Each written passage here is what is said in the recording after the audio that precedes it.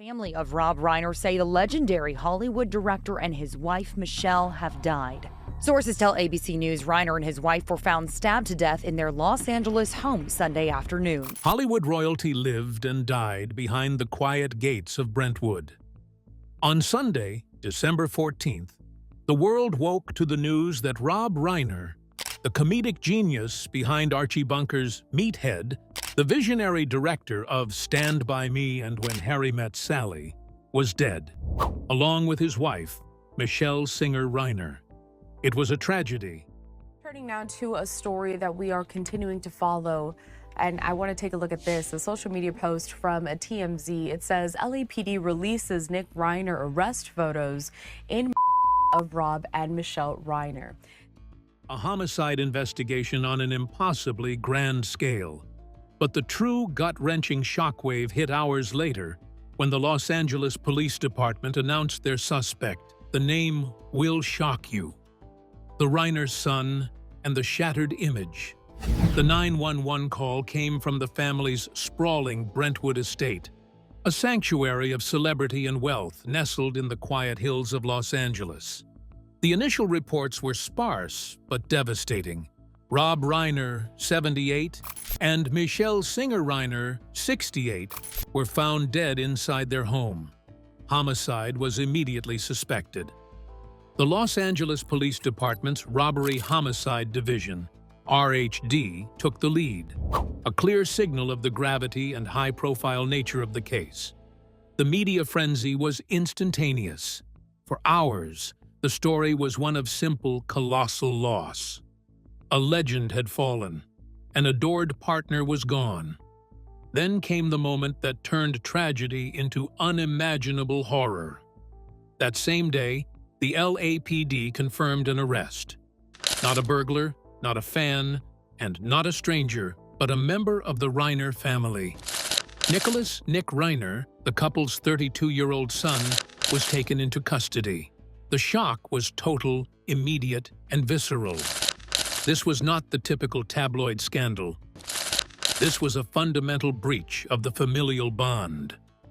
Rob Reiner was a man beloved for directing films about heart, loyalty, and justice, and for speaking publicly about the importance of family and mental health. Now, his legacy was violently redefined by an alleged act of parricide. The contrast between the Reiner family's public image, that of a politically active, artistic, and successful Hollywood dynasty, and the harsh reality of a police booking photo, was devastating. Nick Reiner, a product of privilege and Hollywood pedigree, was now held without bail, booked on suspicion of killing. Nick Reiner was not an entirely private figure. He was, in his own right, a struggling filmmaker who had worked on independent projects. Most significantly, his life had already been laid bare for public consumption and sympathy. In 2016, his father, Rob Reiner, directed the film Being Charlie, a story about a privileged young man battling addiction and being repeatedly sent to rehab. The film was an open, painful depiction of the family's own reality. Nick Reiner received a Story By credit on the film, a confirmation that the subject matter was deeply personal, perhaps an attempt by the family to turn private pain into public understanding and help. In the wake of the homicides, the narrative of a supportive family grappling with an afflicted son suddenly inverted. The public knowledge of Nick's history, his documented struggles with substance abuse, reports of arrests or institutionalization, and the ongoing, agonizing battle of his parents to save him, transformed from a tale of love and perseverance into a tragic foreshadowing. While a motive had not been released by authorities, the years of turmoil now spoke volumes about the underlying instability that had fractured the Reiner household. The official charges and the unfolding legal process will eventually answer the clinical question of how this happened. But the core tragedy remains focused on the unbearable who. The son, Nick Reiner, the one person whose life was intertwined with the victims from birth, now allegedly responsible for their violent end. The golden image of a supportive Hollywood family was not just cracked, it was irrevocably shattered. But to understand the true measure of this devastating act, we must look deeper into the relationship that defined the tragedy. The complex, often fraught dynamics of the Reiner family behind the closed doors of their famous home. Family dynamics beneath the Hollywood surface. Rob Reiner and Michelle Singer. Reiner represented a rare model of stability in an industry defined by volatility. They married in 1989 and built a life that seemed centered less on red carpets and more on philanthropy, political activism, and raising a family. Michelle, a highly respected photographer and producer, often worked alongside her husband, serving as a quiet but powerful force behind his creative and public endeavors. Their partnership spanned 3 decades, a remarkable feat in Hollywood that cemented their image as an enduring power couple defined by mutual dedication. Their household was built on 2 significant legacies.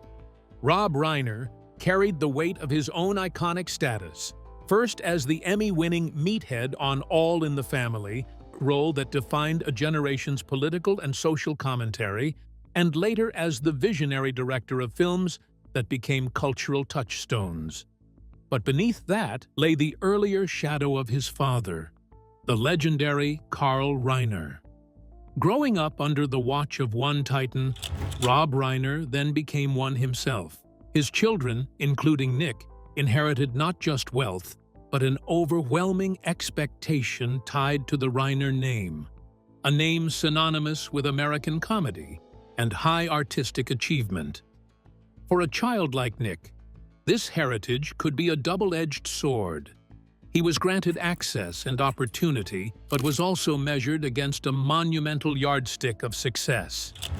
While his sisters pursued their own paths, Nick Reiner navigated a particularly challenging road. Public records and the family's own creative output, particularly Being Charlie, confirmed that his life was a cycling struggle against severe addiction and mental health issues. The movie itself, co-written from Nick's experiences and directed by his father, was an astonishingly open acknowledgement of the crisis. Rob Reiner's decision to direct it was seen by many as a supreme act of parental support, a desperate attempt to turn their private pain into a public message of hope and understanding. The film captured the brutal cycles of relapse, recovery, and the sheer exhaustion of loving an addict. It showed a family that was actively engaged, pouring resources and emotional energy into helping their son reclaim his life. This public display of unconditional love is what made the eventual outcome so devastating. The Reiners spent years trying to save Nick, offering him the best help money could buy, enduring the constant stress, the worry, and the trauma inherent in loving someone battling severe mental illness and substance use disorder. To the outside world, this was a story of persistence, a family fighting for one of its own. The stark truth now is that their exhaustive efforts failed, and violently so. The dynamics within the Brentwood home shifted from support and intervention to something dark and catastrophic. Whatever complex, unresolved issues existed beneath the surface, the resentment, the pressure, the fear, the desperation, they ultimately combusted into a domestic tragedy that destroyed the very foundations the parents had spent their lives building. They were famous for their art, their politics, and their successful marriage. But in the end, they became victims of the hidden storm that had been raging inside their family for years. Their lives were cut short, but the world had already been shaped by Rob Reiner, a man who consistently used his platform to reflect the complexity and warmth of the human experience on screen. The shadow of a titan. The tragedy is magnified by the sheer scale of the void Rob Reiner leaves behind. Few figures in Hollywood have so seamlessly transitioned from being a cultural icon in front of the camera to becoming one of the most respected, versatile, and successful directors working behind it. Reiner's career began in the defining American sitcom of the 70s, All in the Family. As Michael "Meathead" Stivic, he was the earnest, progressive foil to Carol O'Connor's bigoted Archie Bunker. This role didn't just earn him 2 Emmy Awards, it positioned him as a central figure in the national conversation, a symbol of the youthful liberal energy challenging old norms. He was a household name before his 25th birthday, forever etched into the American consciousness. But unlike many actors who remain trapped by a breakout role, Reiner made the difficult and brilliant pivot to directing in the early 80s. His first major directorial hit, This Is Spinal Tap, 1984, established his comedic genius and eye for absurdity, becoming a seminal work of the mockumentary genre. This film alone would have secured his place in history, but he was just getting started. What followed was one of the most remarkable directorial hot streaks in cinematic history, a run defined by its startling versatility. He gave the world the heartbreaking coming-of-age story of friendship in Stand By Me, 1986. He then pivoted effortlessly to fantasy adventure with the endlessly quotable and beloved classic, The Princess Bride, 1987. 2 years later, he cemented the template for modern romantic comedy with When Harry Met Sally, 1989, a film that remains the benchmark for dialogue and chemistry. He was not content to stay in one lane. Reiner took on psychological horror with Stephen King's Misery, 1990, delivering an Oscar-winning performance from Kathy Bates. He then moved into courtroom drama with the intense, military-themed A Few Good Men, 1992, which earned him an Academy Award nomination for Best Picture. This golden run demonstrated a profound understanding of storytelling, the ability to draw powerful performances from actors, and a consistent thread of humanism regardless of the genre. Beyond the films, Reiner was a high-profile, outspoken political activist. He was a co-founder of the American Foundation for Equal Rights and used his influence to champion causes he believed in, often becoming a lightning rod for controversy, but never backing down from his convictions. His public persona was one of moral courage and engagement. The man who crafted stories of enduring love, unbreakable loyalty, and the pursuit of justice has had his own story tragically and violently rewritten. His career stands as a monument to his genius, yet every viewing of a Rob Reiner film now carries the heavy, somber weight of the fate that awaited him and his wife at home. The great, defining irony is that the man who explored the deepest recesses of the human heart on screen was allegedly killed by the one person he was trying hardest to save. The law is now tasked with navigating this unique, horrifying confluence of celebrity, mental illness, and ultimate violence, as the criminal justice system prepares for the legal battle that will define the rest of Nick Reiner's life. The Scarred Legacy. The investigation into the double homicide of Rob and Michelle Reiner immediately transitioned from the initial shock of discovery to the grim reality of the prosecution. Nick Reiner was formally charged in the subsequent days, with authorities withholding specific details regarding motive and the methods used in the alleged crime, a common practice to preserve the integrity of the pending case.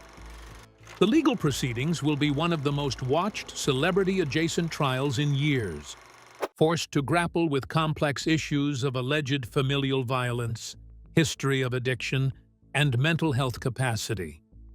The trial promises to be a battle over what transpired in the Reiner home and, potentially, the mental state of the suspect. The defense is almost certain to argue the extensive history of mental health struggles, leveraging the same information that the family made public through Being Charlie. The prosecution, however, will focus on the evidence of an intentional, violent act. Regardless of the outcome, whether a conviction for killing or a plea based on diminished capacity, the result will be a public, painful dissection of the family's final, desperate years. The fallout across Hollywood and the political sphere was profound. Tributes poured in from former co-stars, directors, and political figures who had worked closely with Reiner. The public expressions of grief were layered with disbelief, a collective inability to process the violence committed against a man whose work was synonymous with warmth and social consciousness. It was a loss that struck at the heart of Hollywood, an institution that often trades on the illusion of control and happiness. The narrative of Rob Reiner's life is now irreversibly scarred. His filmography remains a towering achievement, but his legacy, once a straightforward tale of success and advocacy, is now shadowed by tragedy. His work will forever be viewed through the lens of his shocking death. When audiences watch A Few Good Men, they will recall the final, fatal breakdown of trust that occurred in his own family. When they watch When Harry Met Sally, they will be haunted by the loss of the enduring love he shared with Michelle. This case forces the public to confront the uncomfortable truth that wealth and fame offer no insulation from the most terrifying domestic calamities. The Reiner story is a devastating final act that underscores the fragility of the American dream and the brutal power of mental illness and addiction, capable of dismantling even the most privileged and supportive family structures. Rob Reiner and Michelle Singer Reiner were not simply Hollywood legends. They were parents who fought a long, painful battle for their son's survival. Their story concludes not with a hopeful Hollywood ending, but with a documentary-like account of betrayal and unimaginable loss. In a town built on crafting believable fiction, this real-life tragedy is the most devastating, unbelievable script of all. Even the industry of actors and experts were shocked to their core. The grief of the Guild. The entertainment industry responded with collective, visceral shock. Tributes poured in from former collaborators, friends, and actors across Reiner's long and varied career, all struggling to reconcile the artistic genius with the brutal finality of his end. Stephen King, the author whose work inspired two of Reiner's most successful films, Stand By Me and Misery, spoke for many. "I'm horrified and saddened by the death of Rob Reiner and Michelle. Wonderful friend, political ally, and brilliant filmmaker. Rest in peace, Rob. You always stood by me." The quote was a poignant and literal callback to the film about childhood friendship and loyalty. The tributes highlighted Reiner's rare ability to transition between genres and mentor talent. Kathy Bates, who won an Oscar under Reiner's direction in Misery, said he was brilliant and kind, a man who made films of every genre to challenge himself as an artist. Bates also specifically acknowledged Michelle Singer Reiner's creative life, recalling that the renowned photographer had shot her powerful publicity photos for the Misery campaign. Jerry O'Connell, who started his career as a child actor in Stand By Me, expressed the sentiment of many who owed their careers to the director, stating Reiner's death felt like a parent has passed, adding, "Everything I have in my life is because of Rob Reiner. Everything I have, my children, my wife, just everything." The outpouring transcended political lines, underlining the profound professional respect Reiner commanded. James Woods, a staunch conservative who starred in the Reiner-directed Ghosts of Mississippi, said he was devastated by this terrible event, noting that Reiner fought for me to get the role despite studio reservations, and that political differences never stood in the way of our love and respect for each other. Other major figures emphasized the supportive family structure that was now destroyed. Jamie Lee Curtis, Christopher Guest, his collaborators on This Is Spinal Tap, issued a statement that focused their only care and focus on the children and immediate family, postponing any discussion of the Reiners' creative lives for later. Maria Shriver expressed personal devastation, noting the couples were among her closest friends, having laughed together, cried together, played together, dreamed together, right up until the last week. The consensus in Hollywood was clear. They had lost a titan and his indispensable partner, and the immediate concern was for the surviving family grappling with the nature of the crime. The political firestorm. Reiner's identity as one of the most visible and outspoken liberal advocates in America ensured that the reaction would not remain confined to mourning. The political response was characterized by a massive, respectful wave of sorrow from Democratic leaders, immediately followed by an inflammatory, unprecedented attack from President Donald Trump that shocked both sides of the aisle. Former Presidents Barack Obama and Bill Clinton led the tributes. Obama and his wife Michelle were heartbroken, noting Reiner's deep belief in the goodness of people and commitment to putting that belief into action. The Clintons stated they were heartbroken by the tragic deaths of our friends, honoring how the Reiners inspired and uplifted millions through their work, and were good, generous people who made everyone who knew them better through their active citizenship in defense of inclusive democracy.